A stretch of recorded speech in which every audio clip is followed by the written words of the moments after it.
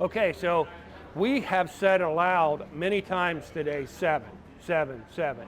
When we're playing on a live craps table, that's a word you don't want to use Oh, too you much. want to use 7. There's a little superstition Okay. about if you say it, it's going to come, it's going to happen, right? So we do our best not to say it, both Okay. customers and us. Is there like a cheat word? Like you got Big yo Red. for 11? You call it Big Red. Big Red, Yeah, okay. Big Red.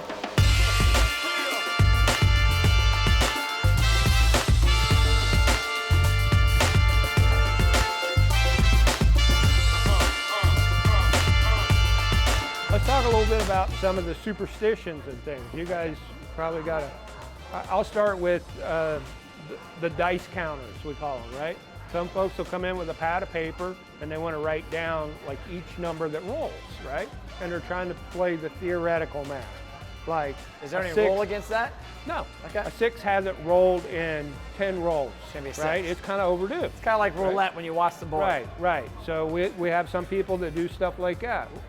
So like buying in, right? Like if you had the dice and you were getting ready to shoot, and somebody throws money down on the table, right? Oh, Guy right, might right, react yeah. like this. All right, and then they're gonna want us to take the dice back to the center of the table while they impatiently wait for you to finish your buy-in. Okay. Right? So a good time to buy in is when we're gonna come out on a new shooter, right? And that can be indicated by, the bowl has been dumped, there's 5 dice in the center, or maybe you've been standing around watching and now you know that the last guy just 7'd out. Yep. And so, right, that's a good time to come in. Okay. Right? Get your money, get your wagers down.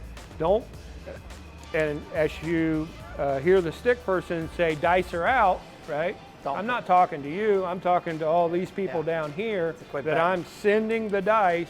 So that's kind of a cue for make sure your hands are up out of the Yep. way out, right? Because if the dice hit your hands Yeah. and that bad number comes, It's there. they're going to think it's your fault, Yeah. right? Is probably the easiest way to put it. Some other superstitions.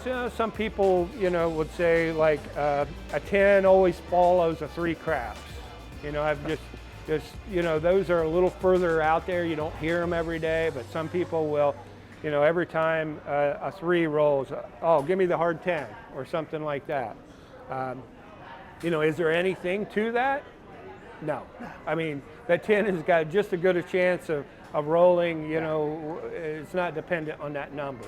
But like a lot of other gambling games, people like to play superstitions, birthdays and anniversaries and things like that. And so the 2 easiest mathematically numbers to roll out here is the 6 and 8, right? Mathematically. Okay.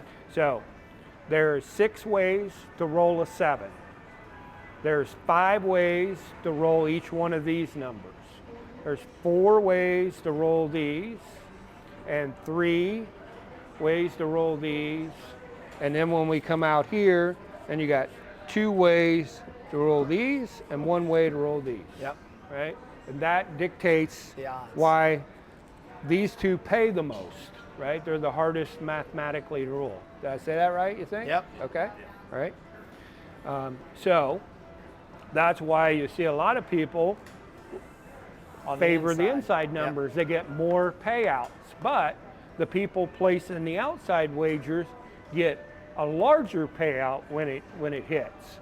So it's, kind of works out both ways. Okay. It depends what numbers are rolling. And I think both Selby and Heather will tell you, like, you kind of see repeats. Like, some nights it's all about the 6 and 8. They just roll, roll, roll, roll. And then some nights it's about the 10. The 10 just seems to roll all night long, right?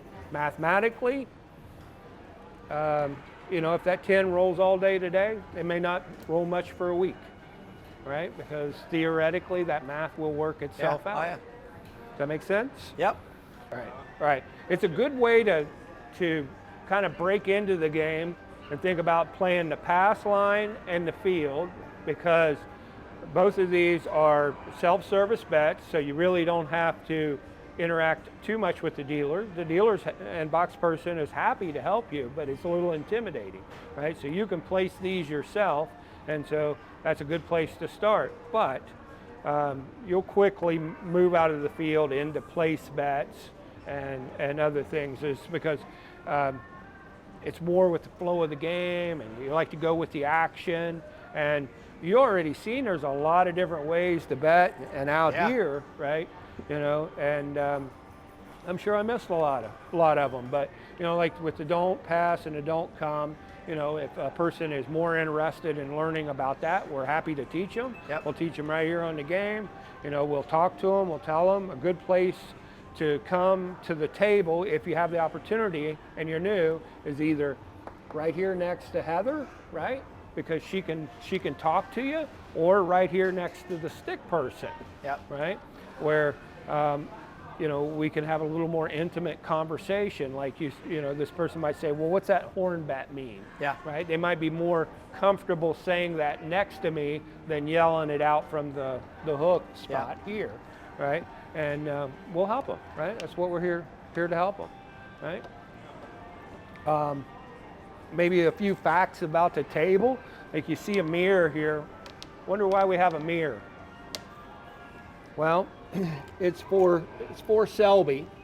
So, you know, the dice just rolled, and now he can see every part of those dice, right? Like he can see this side, he can see this side, and he can use the mirror to see this side. Okay. Right? So it's just a little security feature that helps us see, helps the box person see the dice. How long is the table? About 15 feet? Yeah, yeah. And some places have shorter tables and longer tables. Huh. It's not like a tennis match or something like that where you're dependent on those. And what about this stuff here? Use your hands and feel that. That's to stop the... All right, we call that gator back, Okay. right? And it's just intended for when you hit the dice, right, that they will, you're just not hitting a flat surface, so they'll just come off randomly. Yeah. It just helps ensure a nice random roll of the dice. All right, so when you buy in, this is where your cash goes. Buy bets, we didn't talk about buy bets. So it's a little bit of an extension of a place bet. If you make a place bet on the 4 or 10, that'll pay 9 to 5 odds. All right, so for this $20 wager, if you bought it, when it hits, we're gonna pay you $40 and you're gonna give us $1 in vigorish, the fee. However, if you just do that as a place bet, right, then it's gonna get $36 and you're not gonna owe us anything. See, so you made 39 versus 36, right? So, and you can buy. Can you buy any number? Yes, you can, but there's better numbers to buy. Like the 4 and 10 are the best numbers to buy.